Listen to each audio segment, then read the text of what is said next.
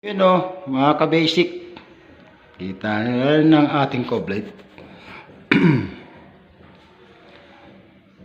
Yan na siya. Coblight 15 by 20. 15 yung height, 20 lapad at 0.5 naman ang kanyang cover.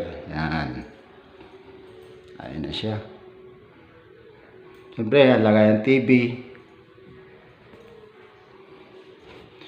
Double deck, 3/4. Ganyan. Siyempre, ating grills. At ito, kita nyo naman, chandelier. Oh. Bagay na bagay sa kulay. At ang binlag nating nakaraan, binil. Ang ating step, binil lang. Basic lang, ginamit na materialis dyan. Lahat yan basic lang, pero maganda. At siyempre, eto,